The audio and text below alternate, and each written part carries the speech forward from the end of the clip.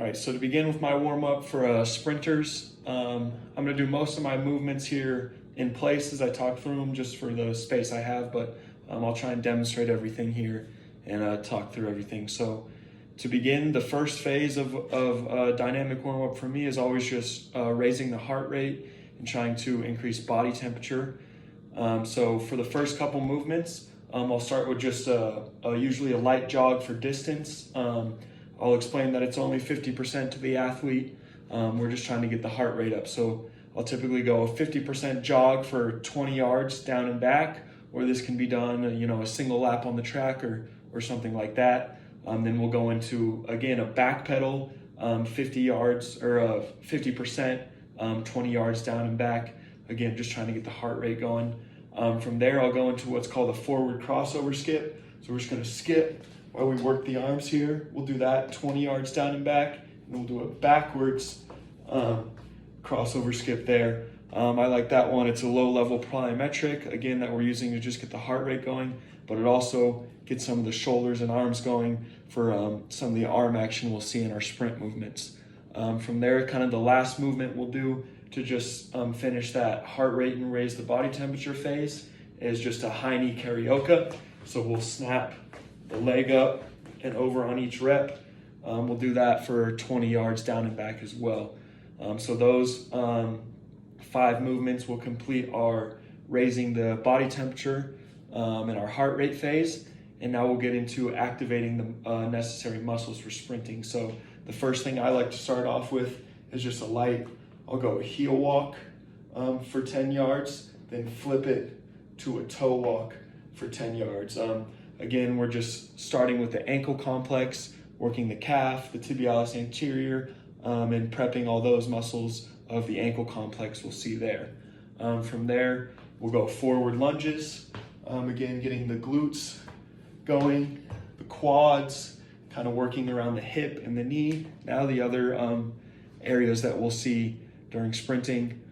From there, we'll go backward lunges. And I typically like to do those for a certain distance, about 10 yards, and then just a light jog for the rest of the 10 yards from there.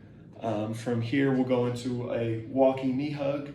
Again, we're working on here getting a little bit of the hip flexor, but also I like to emphasize a big squeeze up onto the toe.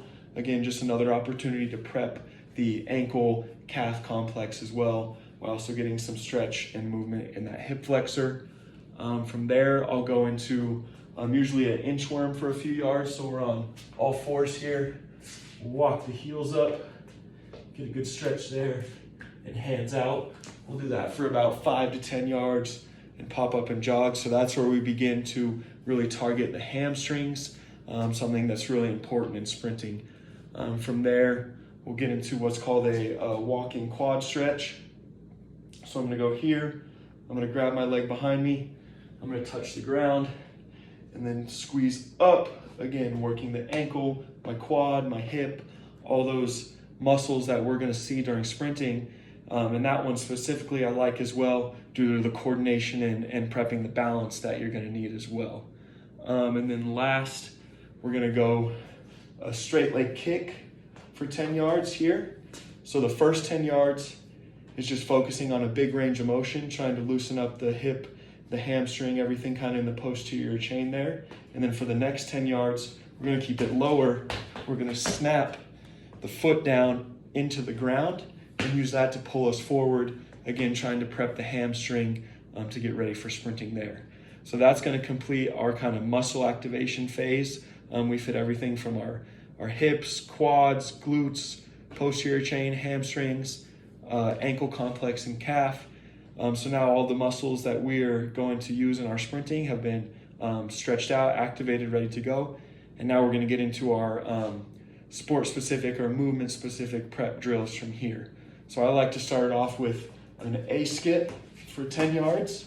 Here, I like this because it's a good opportunity to get some mechanic work in the sprinting as well, doubling up as a warm-up. So we're gonna focus on driving that knee up in a good position, getting up to a high angle, keeping the toe dorsiflexed, and then we're gonna attack the ground below us as we'll experience in sprinting. So we're starting to increase the intensity here.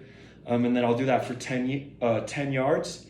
And then from there, now we're out of the jog phase. We're prepped, we're warmed up, so it'll be 10 yards, and then it's a 10-yard sprint after that. Similar thing, we'll go to now work and get movement prep in the frontal plane. We'll go a good lateral shuffle for 10 yards, and then turn and sprint for 10 yards down and back. After that, we're gonna go high knees for 10 yards. Again, working on trying to keep that good knee drive, toe dorsiflex, good contact beneath our hip there. And also now we're working on our stride rate, trying to get good quick turnover there as we prep for sprinting. Again, that would be 10 yards and jog.